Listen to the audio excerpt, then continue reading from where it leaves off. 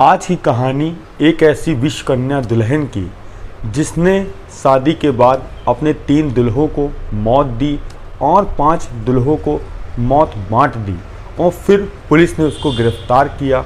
और जब उसने अपना सच बताया तो वाकई में हैरान और परेशान कर देने वाला था।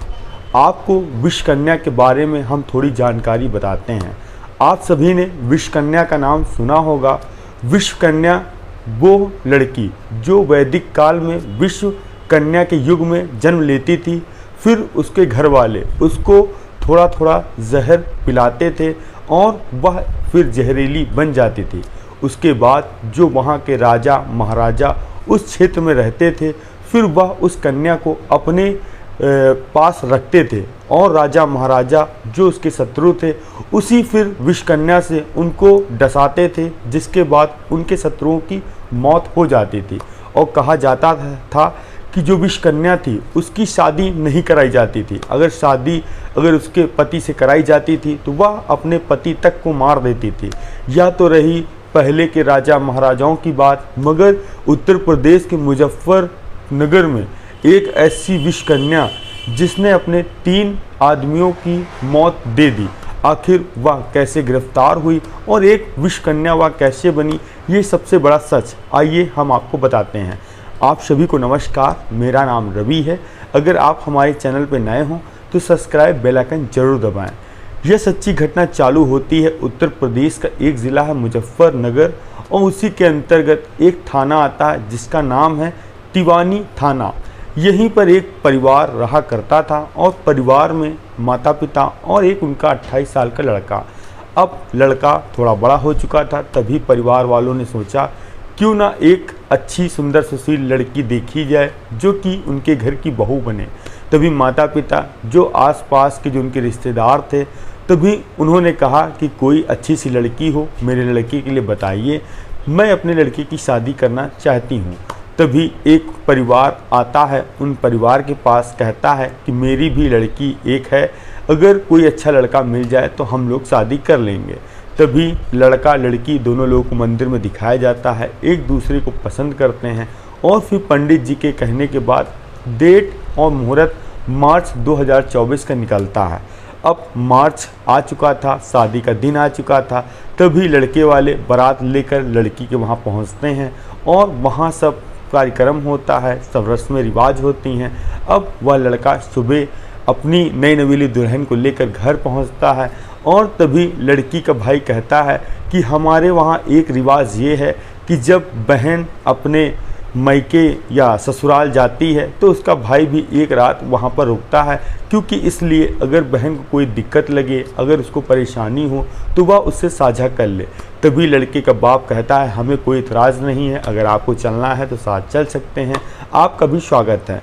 तभी उसकी बहू, जो लड़के के पिता की बहू और उसका जो बहू का भाई, वह भी पहुंचता है। अब वहां लड़के के घर में सारा प्रोग्राम होता है और जो रस्में होती वह निभाई जाती हैं।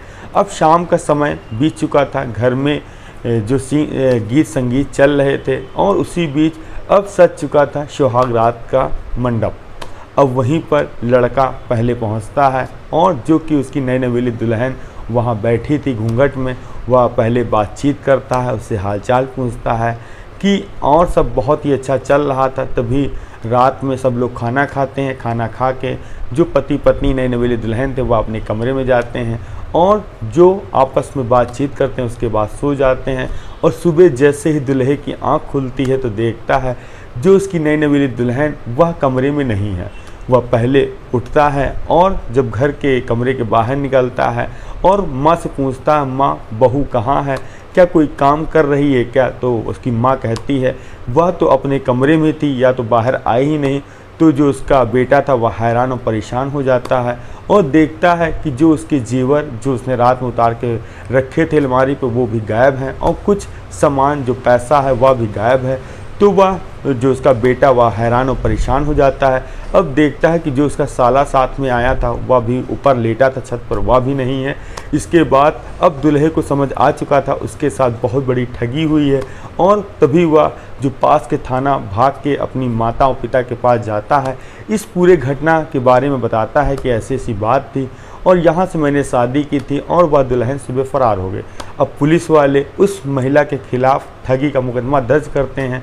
अब उसकी तलाश करते हैं, फ़ोटो सब मंगाते हैं, फ़ोटो देखी जाती है क्योंकि वीडियोग्राफी भी हुई थी बारात में, तो उसकी मशक्क़त ढूंढने करते हैं। अब मार्च में शादी हुई, अप्रैल जून में पुलिस वाले उस महिला की जब लोकेशन खंगालते हैं और दबिश डालते हैं तो पता चलता है वह महिला पहले से वहाँ फ़रार हो गई। उसके बाद पुलिस वाले निगरानी किए थे उस महिला को, बाद में लोकेशन टेस्ट करते हैं, वह मिल जाती, मुजफ्फरनगर के एक कोने इलाके में थी। तभी वहाँ से 3-4 लोगों को गिरफ्तार किया जाता है और जब उनके घर की तलाशी ली जाती है तो उनके पास तमाम पैसे, जेवर, गहने प्राप्त होते हैं। अब पुलिस वाले उस महिला और उसके माता पिता और जो भाई को लेकर थाने पहुंचते हैं और पुलिस वाले पूछताछ करते हैं कि तुमने अपनी बेटी के साथ ऐसा क्यों किया और तुम ठगी का खेल क्यों खेल रहे हो। तभी जो बुढ़ा व्यक्ति था वह कहता है कि साहब, इस लड़की ने मुझे पैसे दिए थे, मैं इसका असली बाप नहीं हूँ, मैं तो उसके गांव का रहने वाला हूँ। और पुलिस वाले जैसे यह बात सुनते हैं वह हैरान और परेशान हो जाते हैं। तभी पुलिस वाले उस लड़की से पूछताछ करते हैं कि तुमने अपने नए नवेले दुल्हे के साथ ठगी क्यों की।